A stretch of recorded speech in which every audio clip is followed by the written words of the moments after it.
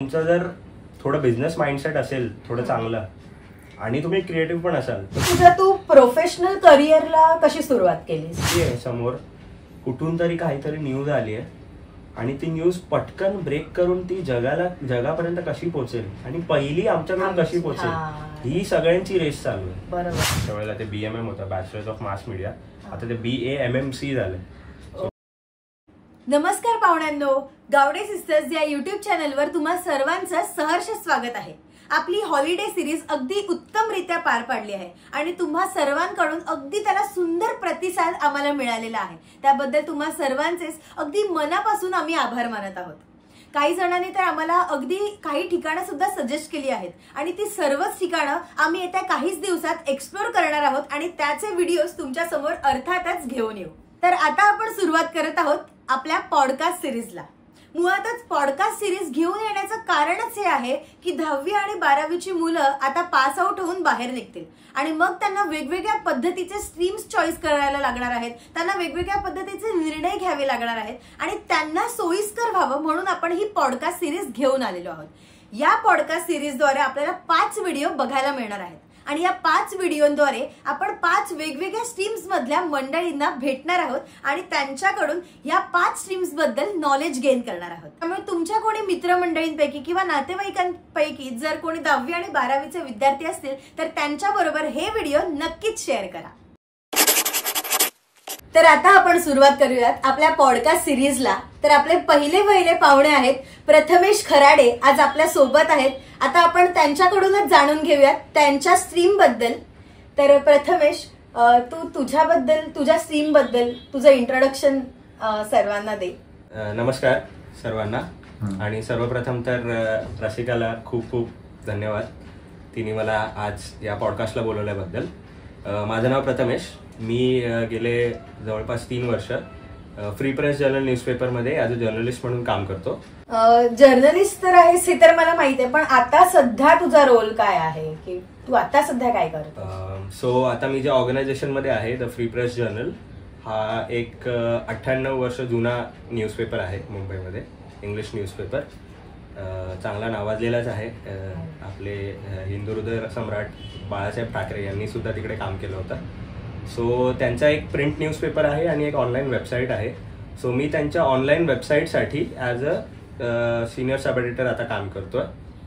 So मी जे पेपरमध्ये जातं प्रिंटमध्ये ते वेगळं आणि हे ऑनलाईन जे वेबसाईट आपल्याकडे जे असतात न्यूज वेबसाईट्स, तशीच फ्री प्रेस जर्नलची एक न्यूज वेबसाईट आहे, मी त्यासाठी काम करतो. अच्छा, मग ऑनलाईन आणि ऑफलाईन यात काय फरक असतो? म्हणजे जास्त ऑनलाईन आता सध्याच्या जगात चालतं की ऑफलाईन?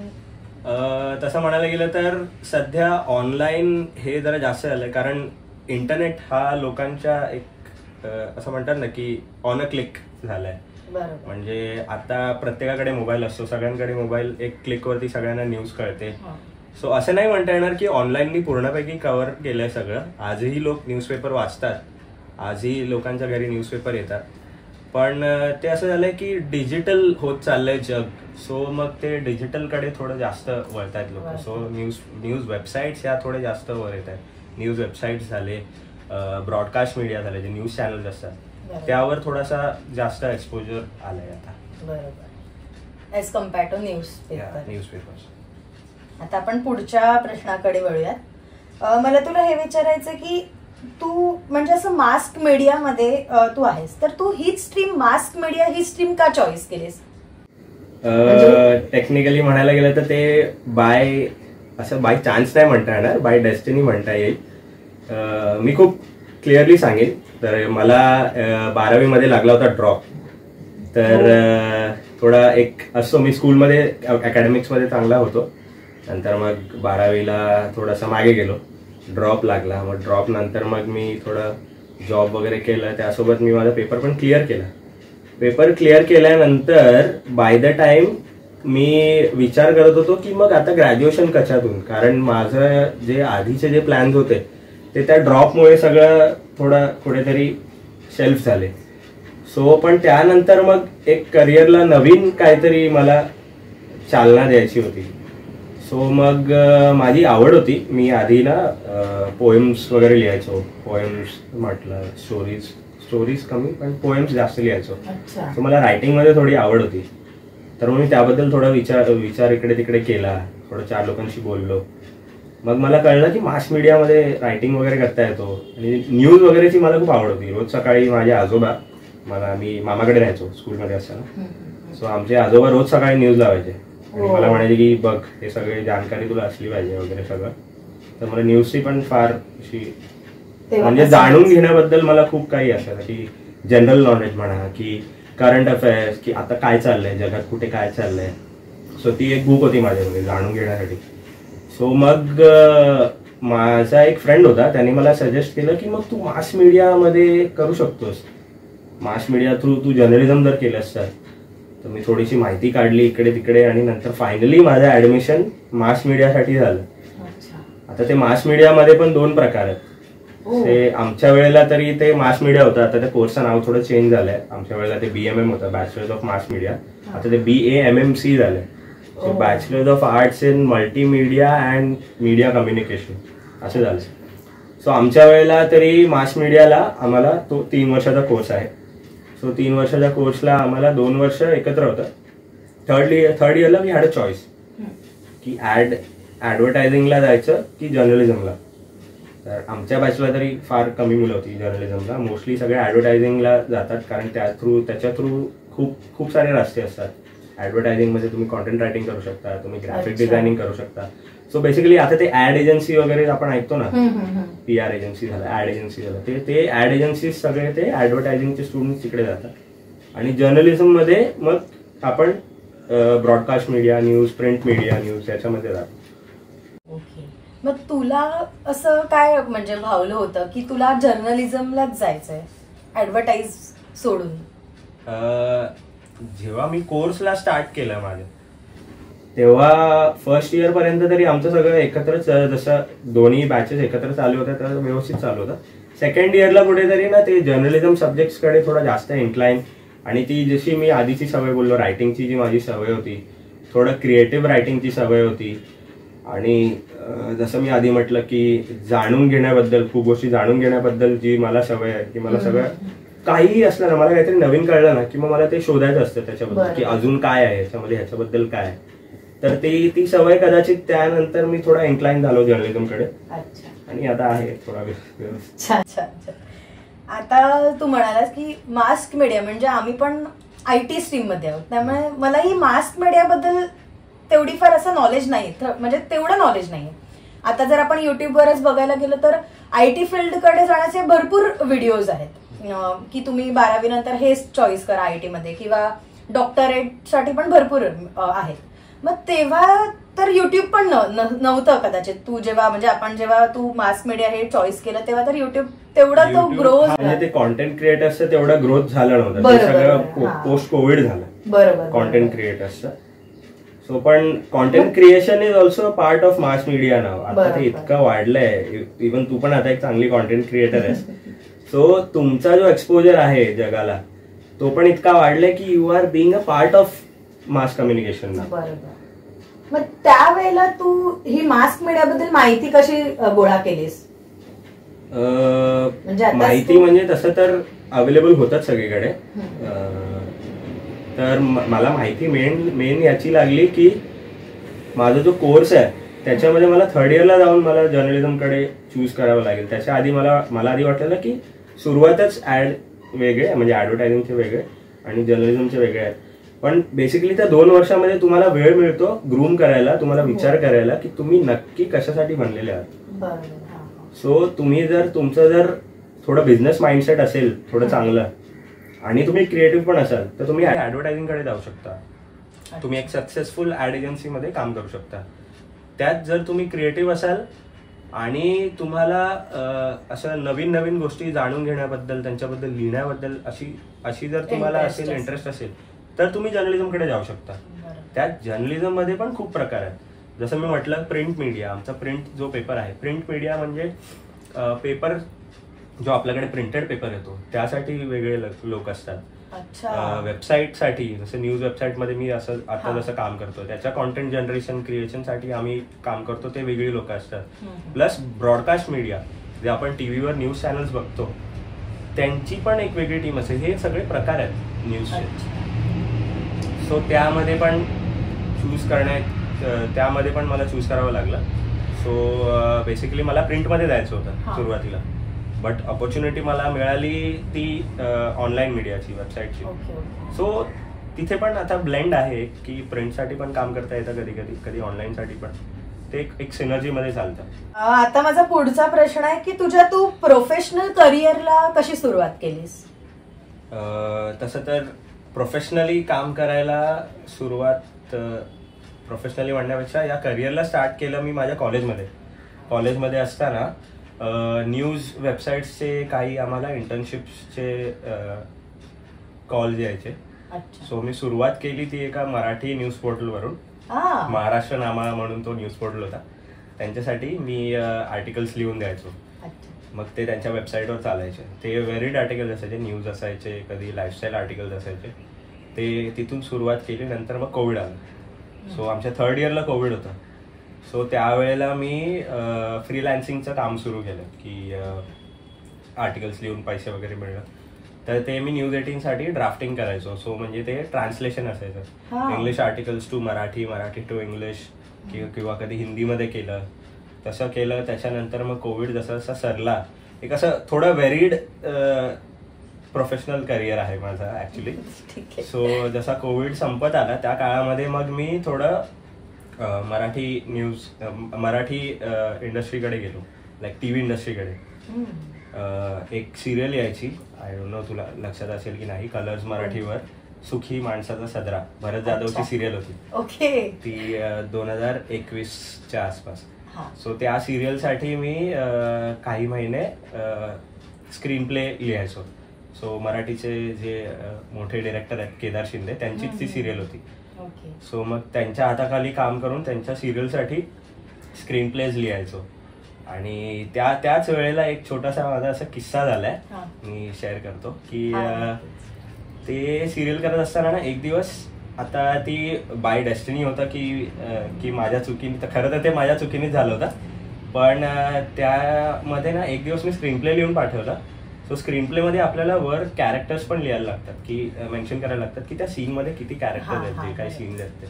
तर एक सीन होता त्यांच्या ऑफिसचा सीन होता भरत जाधवांच्या. सो तिथे ना 2 माणसं बाहेरून, एक ऍड एजन्सीमधून येणारी माणसं असतात, असा तो काही एक सीन आहे. सो ती 2 माणसं मी मेन्शन केली नव्हती. सो शूट लागलं वगैरे सगळं झालं आणि मला मग शूटच्या दिवशी कॉल आला की क्रिएटिव्ह डायरेक्टर, त्यांची मुलगी होती सना, तिने मला कॉल केला की अरे तू इथे कॅरेक्टर लिहिले नाहीयेस आणि आता इथे आम्ही कोणाला बोलवलं नाहीये, आता तूच ये. मी म्हटलं असं मला जमणार नाही. तूच ये, एकच सीन आहे पण तूच ये, आता तू ये, कोणाला तरी घेऊन ये. मग ते असं झालं की त्या दिवशी मी आणि माझा मित्र गेलो आणि माझा एक सीन पण आहे भरत जाधवांसोबत त्या सिरियलमध्ये. छोटासा सीन आहे पण मला छान एक या गोष्टीसाठी वाटतं की माझा एक डायलॉग आहे आणि त्यांची रिॲक्शन आहे त्याच्यावर. तो काय डायलॉग होता? सो म्हणजे असं डायलॉग असं, आतमध्ये एक कॅबिन मध्ये रोहिणी हट्टंगडी मॅडम आहेत, त्यांचं भांडण चाललंय आणि बाहेर आम्ही आलोय ते ऍड एजन्सी म्हणून. आणि तेव्हा आतमध्ये मी असं विचारतो की काय आवाज चाललाय त्यांचा. तर त्यांनी तेव्हा एक डायलॉग आहे बाजूला एक कॅरेक्टरचा. नंतर मग मी असं म्हणतो की सत्यनारायणाचं पूजा चालली वाटतं, यांचा भट आतमध्ये कथा सांगतोय. तर तेव्हा भरत जाधव सर बोलतात की, मग ते त्या ह्याच्यामध्ये नव्हतं, ते स्क्रिप्टमध्ये नव्हता तो डायलॉग, पण त्यांनी पटकन ती ऍडिशन घेतली. जसं ज्या वे मध्ये मी बोललो ना की यांचा भट आतमध्ये कथा सांगतोय वाटतं सत्यनारायणाची, तेव्हा ते पटकन बोलले की हा जर प्रसाद खाऊन जा तुम्ही. आणि ते तेव्हा ते झालं ना आणि हसायलाच आलं.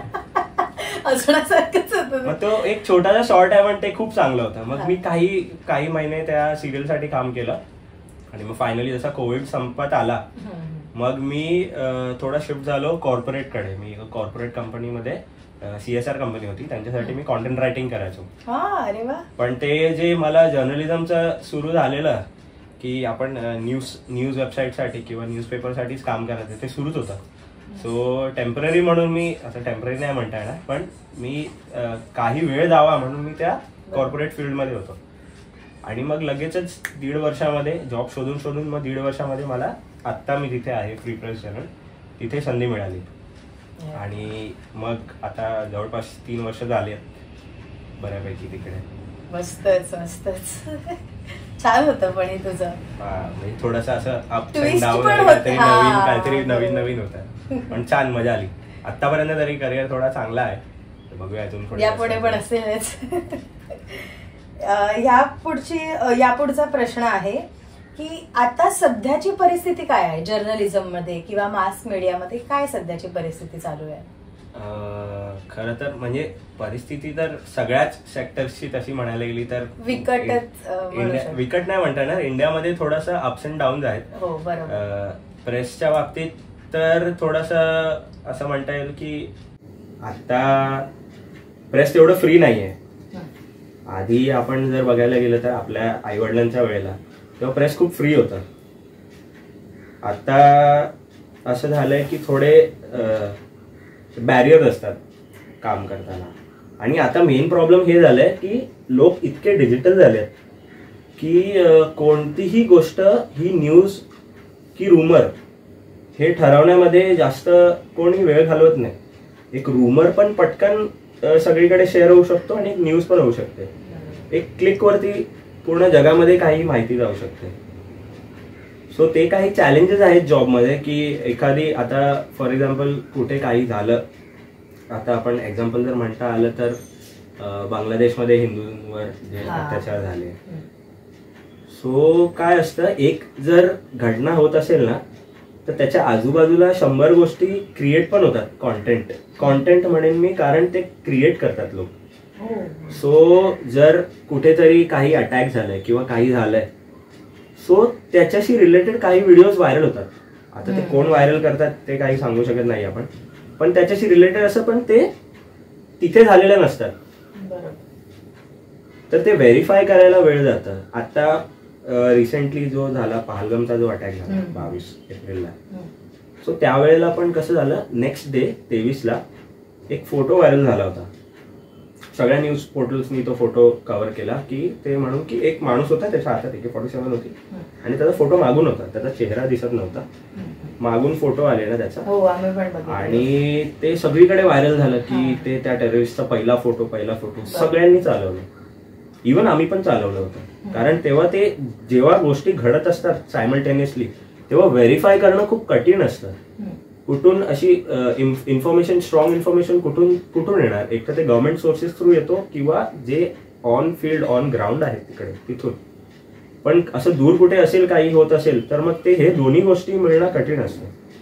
सो आणि मीडियामध्ये कसं असतं की जो फास्ट आहे क्विक राहावं लागतं. आता तू तुझ्या मोबाईलवर काही न्यूज सर्च केलीस की तुला जे पहिले 3-4 जे दिसतील वेबसाईट जे काय आहेत तू त्याच्यावर क्लिक करून न्यूज वाचणार. मग ती जी रेस आहे ना की ते पहिल्या 3-4 मध्ये यायचे, आपल्याला फटाफट ब्रेकिंग करायची आहे.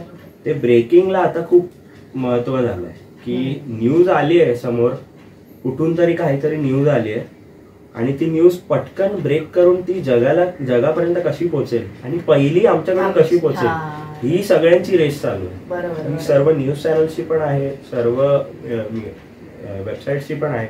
इव्हन आम्ही पण त्या रेसमध्ये आहोत. आमच्याकडे एक आहे की ब्रेकिंग जो फटाफट करेल ना त्याला खूप मानतात. म्हणजे सर्वच वेबसाईट, सर्वच पोर्टल्समध्ये असतात. कारण ते काम पटकन झालं ना की मग पुढची कामं करता येतात.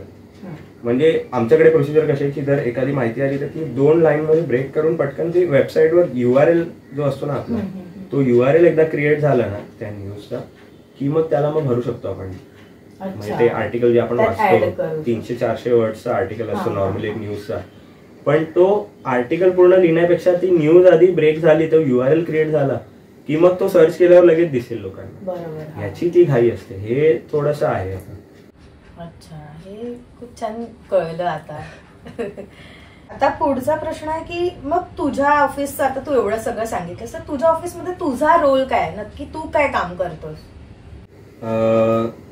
मी ऍक्च्युली सब एडिटर आहे. म्हणजे जी काही न्यूज येते, जसं आता मी तुला सांगितलं की कुठेतरी काहीतरी अटॅक झालाय, first people to have news is broadcast media, म्हणजे ज्यांचे न्यूज चॅनल आहेत. कारण त्यांचे खूप जास्त सिटीजमध्ये म्हणा किंवा कंट्रीजमध्ये म्हणा त्यांच्याकडे स्ट्रेंजर्स असतात, म्हणजे जे इन्फॉर्मेशन देणारे रिपोर्टर्स, ते लोकल लेवलला असतात. सो त्यांच्याकडे इन्फो येतो. सो आमच्याकडे असं म्हणायला गेलं ना की आमचं न्यूज रूम जो आहे तिथे असे 2-3 TV लावले. सो तिथे टिकर मध्ये खालची जी पट्टी असते तिथे जी ब्रेकिंग न्यूज पहिली दिसते ना, माझं काम मी तुला सांगतो. तर फॉर एक्झाम्पल समोर मला दिसलं की मुंबईमध्ये कुठेतरी आग लागली आहे, 2-3 गोष्टी आहेत ज्याच्या थ्रू आम्हाला न्यूज मिळते. एक तर ऑनलाईन आता सगळं एवढं जास्त सोपं झालंय आणि असं म्हणायला गेलं जर कुठे दादरला आग लागली तर लोक आग विझवण्याचं काम सुरू आहे पण लोक लगेच ना एक म्हणतात की व्हिडिओ काढून टाकतात. सो ट्विटरवर खूप जास्त इन्फो मिळत असते. ट्विटरवर न्यूज शोधणं झालं, समोर टीव्हीवर जे काही न्यूज येतात ते, प्लस आमचे रिपोर्टर्स जे आहेत रिपोर्टरकडून जर एखादी माहिती आली की इथे इथे असं असं झालंय तर त्याच्यावर न्यूज बनते. So the process starts with getting काहीतरी एक शॉर्ट बिट न्यूज, त्याच्यावर थोडं रिसर्च की कुठे काय नक्की काय झालंय, कुठे काय दुसरे कोणी कव्हर केलंय का, किंवा फॉर एक्झाम्पल आता जर एक ऍक्सिडेंट झाला, समज की जर बँड्रावरली सिलिंगला ऍक्सिडेंट झालाय आणि त्याची एक इन्फो मिळाली आहे रिपोर्टरनी किंवा कोणीतरी दिली, तर त्याच्यामध्ये अजून माहिती काय काढता येईल की त्यांनी सांगितलं की 4 गाड्या आदळल्यात एक दुसऱ्याला, कदाचित 1-2 सिरियस असू शकतात माणसं. मग ते ट्रॅफिक पोलिसला फोन करणं, जिथून इन्फॉर्मेशन मिळते ना ते रिसोर्सेस गॅदर करून ते आपल्याकडे असले पाहिजेत. ट्रॅफिक पोलिसचे ट्विटर अकाउंटवर चेक करणं, तिथे ते लोक लगेच अपडेट टाकतात. मुंबईमध्ये आपलं इतकं चांगलं आहे ना सगळं प्रोसिजर, जर कुठे काय झालं मुंबई पोलीस पहिली अपडेट टाकत असते, मुंबई ट्रॅफिक पोलीस अपडेट टाकत असतात. त्यांचा जो ट्विटर बघशील ना एकदम ऍक्टिव्ह आहे, कंटिन्यू काय ना काहीतरी अपडेट्स लोक टाकत असतात. ट्रॅफिकचे तर रोज 1000 अपडेट्स असतात. म्हणजे साधा एक कुठेतरी टेम्पो बंद पडलाय म्हणून जरी ट्रॅफिक झाला असेल, कुर्ल्यामध्ये समजा एक टेम्पो बंद पडलाय कुठल्या तरी रोडला आणि तिकडे ट्रॅफिक झालं, ते सुद्धा ट्रॅफिकवाले कुर्ल्याचे तर रोजच अपडेट्स येत असतील ट्रॅफिकचे त्याच्यामध्ये. काय म्हणजे पण ते खूप जास्त सोयीस्कर झालंय. ते आपल्यासाठी का होईना ते जनरल पब्लिकसाठी पण खूप सोयीस्कर झालंय. मग ती न्यूज जी मिळते त्याची माहिती काढून मग त्याचं एक पूर्ण 300, आमच्याकडे तरी 350 वर्डची लिमिट आहे, त्याचं एक पूर्ण आर्टिकल लिहिणं, त्याच्यामध्ये पूर्ण इन्फो की काय कुठे कधी कसं झालंय ते फर्स्ट लिहिणं, मग त्याच्यामध्ये आणि काय इन्फो आहे का, काही कोणाला दुखापत झाली आहे का किंवा काय, मग ती प्रोसिजर काय आहे ते पूर्ण लिहून नंतर मग त्याचे फोटोज वगैरे जे काय आहे ते सगळं गोळा करून मग ते पूर्ण एक न्यूज आर्टिकल बनतं. मग ते न्यूज आर्टिकल लिहिणं ते माझं काम आहे. त्याला ते व्यवस्थित सगळे व्हिडिओ जर कुठे काही असेल त्याची व्हिडिओ जर असेल तर ते व्हिडिओज वगैरे टाकणं, ते सगळं त्याला सजवणं पण काम आहे. एक जर तुम्ही न्यूज बघता, आता ते कसं झालं माहिती, आता जास्त लोक वाचत नाही. आता हे रील कल्चर म्हणा किंवा जे काही आपण जे ऑनलाईन व्हिडिओज बघतो, शॉर्ट्स, रील्स, या सगळ्यामुळे ना लोकांना व्हिज्युअली अट्रॅक्टिव्ह गोष्टी जास्त हव्या असतात. सो आमची पण एक प्रॅक्टिस आहे म्हणजे आमच्या न्यूज रूम मध्ये तरी की व्हिज्युअली अट्रॅक्टिव्ह काहीतरी त्यात असलं पाहिजे. जर कुठे काही झालंय तर त्याचा व्हिडिओ कुठे मिळतंय का, किंवा कारण तू जर आग लागली सांगशील ना तर लोक ते वाचतील आणि सोडून देतील, पण त्याची जर व्हिडिओ असेल ना मग ती न्यूज जास्त व्हायरल होते. सो तुम्हाला जर जास्त रीच हवा आहे तर त्याच्यामध्ये एक व्हिज्युअल एलिमेंट असला पाहिजे. सो ते पण शोधावं लागतं पूर्ण नेटवर. आता कधी कधी काय होतं, कधी जर एखादी न्यूज आली ना ती समज जर कर्नाटकामध्ये काहीतरी झालंय, सो तू ते इंग्लिशमध्ये किंवा मराठीमध्ये जर ट्विटरवर शोधशील ना मिळत नाही. तुला मग ते लोकल लँग्वेजेस मध्ये मग गुगल ट्रान्सलेटवर जाऊन मग ते एरियाचं नाव वगैरे थोडं कन्नडामध्ये सर्च करा. मग हे असे वेगवेगळं थोडं ना खूप जास्त क्रिएटिव्ह आणि खूप जास्त रिसर्च मध्ये तुझं डोकं असलं पाहिजे की तुला कसं शोधता येईल. इन्फो आहे ऑन द इंटरनेट, पण ते शोधायचं कसं ना याचा मार्ग पण तुम्हाला शोधावा लागतो आणि तो लवकर करावा लागतो. कारण तू आता ब्रेकिंग नाही केलंस तर 5 मिनिटात दुसरा करणार. सो तसं थोडं करत आता 3 वर्षामध्ये आता बऱ्यापैकी आता मी थोडं असं म्हणता येईल की TL लेवलला आहे. आता एक टीम आहे. आता मला मुंबई हा MMRचा एरिया म्हणजे या रिलेटेड न्यूज सांभाळायचे. सो माझ्या हाताखाली एक छोटीशी टीम आहे. सो त्यांच्यासोबत कोऑर्डिनेट करून मुंबईच्या जे काही न्यूज आहेत त्यातली एकही सुटता कामा नाही आपल्याकडून, हे बघावं पण लागतं आणि त्या न्यूज पण कराव्या लागतात. असं माझं थोडंसं आहे. छान जबाबदारीचं काम. आता तू ह्यात एक बोललास तो पॉइंट, आता एक आम्हाला पण म्हणजे छान हेल्प झाली त्याची की व्हिज्युअल काहीतरी असलं पाहिजे. आता आम्ही पण व्हिडिओ करतो, मग त्यावेळेला आता माझ्या हे लक्षात राहील की काहीतरी व्हिज्युअली पण टाकलं गेलं पाहिजे. म्हणजे पब्लिक जास्त पब्लिकला तू एंगेज जर ठेवायचं असेल ना कशातही, तर त्यांना काहीतरी व्हिज्युअली अट्रॅक्टिव्ह त्याच्यामध्ये दिसलंच पाहिजे. मग तेव्हा एंगेज राहतील, मग ते पुढे 4 लोकांना शेअर पण करतात. बरोबर. हे छान एकदम. तर ही टिप मी लक्षात ठेवणार. पुढचा प्रश्न असा विचारायचा आहे की फ्युचरमध्ये म्हणजे तुझ्याच स्ट्रीममध्ये फ्युचरमध्ये जर त्याला ग्रिप पाहिजे असेल तर असा काही वेगळा कोर्स करावा लागतो की असं अजून काही करावं लागतं का? असं कोर्स असं नाहीये. म्हणजे तुम्ही जर तू BMM केलंस, मास मीडियामध्ये जर ग्रॅज्युएशन केलंस, त्याच्यानंतर तू मास्टर्सही करू शकतेस. सो युनिव्हर्सिटी थ्रू किंवा ऑटोनॉमस युनिव्हर्सिटी जे काय आहे ते मास्टर्स केल्यानंतर ही शेवटी यायचं फील्डमध्ये एकच जागी आहे. सो माझ्या ऑफिसमध्ये माझं ग्रॅज्युएशन झाल्यानंतर मी लगेच कामाला लागलो होतो. सो माझ्या ऑफिसमध्ये मी ग्रॅज्युएशन नंतर होतो आणि मास्टर्स केलेले पण काही लोक होते. शेवटी काम तुम्हाला एकाच सराउंडिंगमध्ये करायचंय. फक्त त्या कामामध्ये अजून काय करता येईल. म्हणजे आता माझ्या ऑफिसमध्ये म्हणता आलं ना तर मी न्यूज आर्टिकल्स पण जातात माझ्या वेबसाईटवर, प्लस आम्हाला व्हिडिओज करायला आमच्या टीमकडून असं म्हणता येईल की असं प्रोत्साहन मिळतं की तुम्ही व्हिडिओज करा. तुम्ही जे लिहिता ते लोकांना जर तुम्ही बोलून दाखवलं तर मग ते थोडं जास्त लोक त्यामध्ये एंगेज होतात. सो मग ते थोडं काहीतरी एक्स्ट्रा माईल जाण्यासाठी तुम्हाला काहीतरी प्रयत्न करायला लागतील पूर्ण टाइम. तसं काहीतरी असतं की तू त्या शेवटी काम तुला तेच करायचं आहे, दिवस रात्र तेच आहे. फक्त त्याच्यामध्ये तू एक्स्ट्रा काय करू शकतोस हे थोडासा विचार करून त्याच्यामध्ये करायचं. असं आहे. मग आता तू म्हणालास की ती मास्टर केलेले पण आहेत आणि तू ग्रॅज्युएशन केलं, मग त्याच्यात काही फरक असतो का? म्हणजे मास्टर्स केलंच पाहिजे असं काही नाहीये, म्हणजे ग्रॅज्युएशन थ्रू पण आपण जाऊच शकतो. हो, म्हणजे तुमच्या स्किल सेटवर आहे ते. मास्टर्स केल्याने तुला थोडं अजून पॉलिश होता येतं.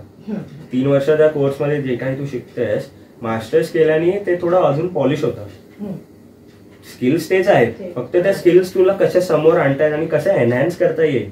तू ग्रॅज्युएशन करून पण जर तू स्किल सेट तुझा स्ट्रॉंग आहे आणि तू एनहॅन्स करू शकतेस, तू सिच्युएशनला अडॅप्ट होऊन अजून बेटर होऊ शकतेस, तर मग तू मास्टर्स नाही केलंस तरी चालेल. बरोबर, असं आहे.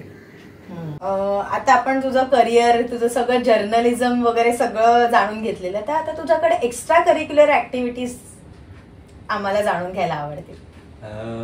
एक्स्ट्रा करिक्युलर ऍक्टिव्हिटीज म्हणजे मी ते पण करिअरशी रिलेटेडच करतो.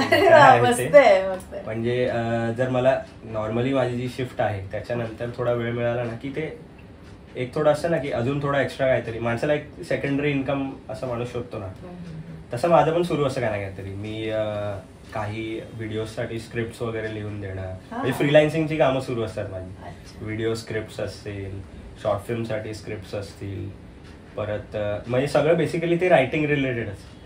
परत कधी कधी माझे मित्र जे आहेत, म्हणजे जो माझा कॉलेजचा ग्रुप आहे मास मीडियाचा, त्यातले बरेचसे या फील्डमध्येच आहेत. म्हणजे एक माझा मित्र आहे, तो मराठी इंडस्ट्रीमध्ये छान असिस्टंट डायरेक्टर आहे, त्यांनी बऱ्यापैकी फिल्म्स केले. सो त्या लोकांसोबत म्हणजे तो पूर्ण माझा सर्कलच तसा आहे की ते क्रिएटिव्ह पण आहेत आणि ते या सगळ्यामध्ये. सो कधी आम्ही शॉर्ट फिल्म्स बनवतो, कधी काही व्हिडिओ प्रोजेक्ट्स घेतो फॉर एक्स्ट्रा इन्कम जे काय असेल ते. मग त्याच्यामध्येच मी थोडासा बिझी असतो, काय ना काहीतरी करणं वगैरे. पण बेसिकली रायटिंगमध्येच जास्त मजा वाटते मला, तसं म्हणायला गेलं. छान छान.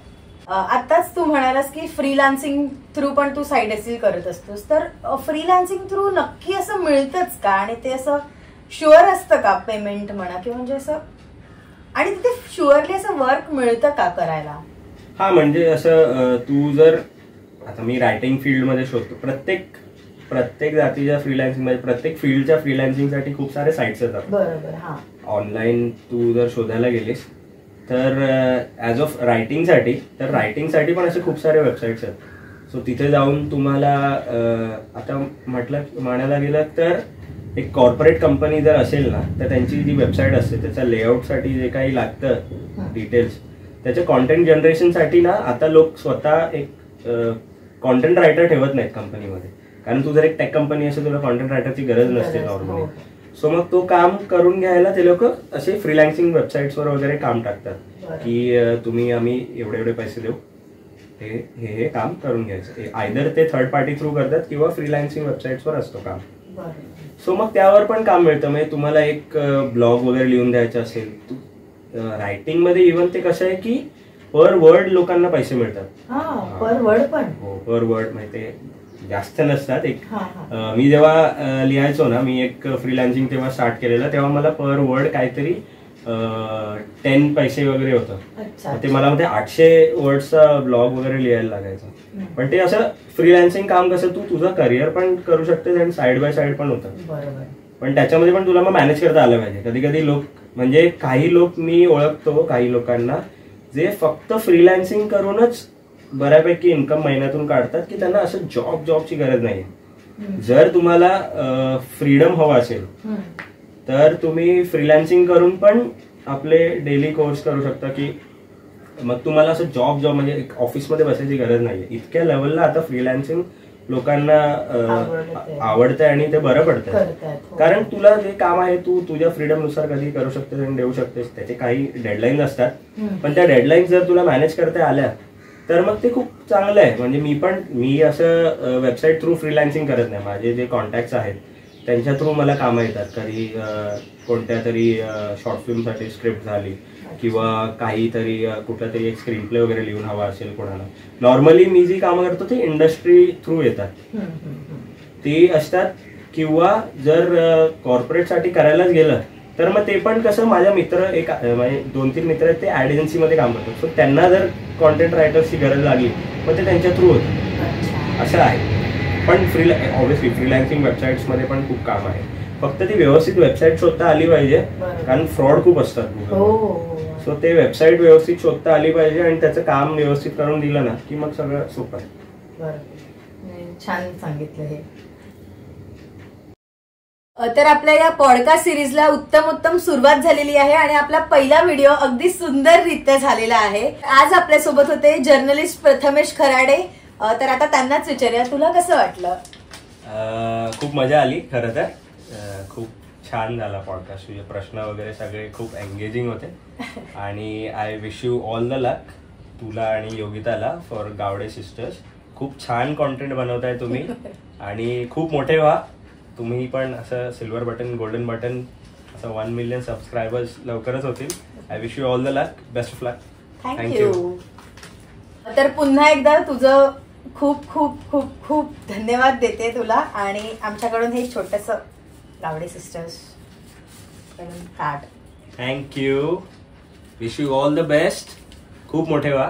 थँक्यू. थँक्यू. तुला थँक्यू. अशा प्रकारे ही पॉडकास्ट सिरीज सुरू झालेली आहे आणि आपला पहिला व्हिडिओ देखील आलेला आहे. याचबरोबर आम्ही विचारलेल्या प्रश्नांव्यतिरिक्त जर तुम्हाला अजून कोणते प्रश्न विचारायचे असतील तर ते कमेंट करून नक्की कळवा, जेणेकरून प्रथमेश दादाला विचारून आम्ही त्याची उत्तरं कमेंट बॉक्समध्ये तुम्हाला नक्की कळवू. अशाच नवनवीन पॉडकास्ट सिरीज बरोबर, पॉडकास्ट व्हिडिओज बरोबर आम्ही येणार आहोत पुढच्या शुक्रवारी. त्यामुळे या व्हिडिओला लाईक करा, शेअर करा आणि आपल्या कंटेंटला सबस्क्राईब देखील करा. भेटूयात येता येणाऱ्या शुक्रवारी एका नवीन पॉडकास्ट व्हिडिओसह. तोपर्यंत बाय.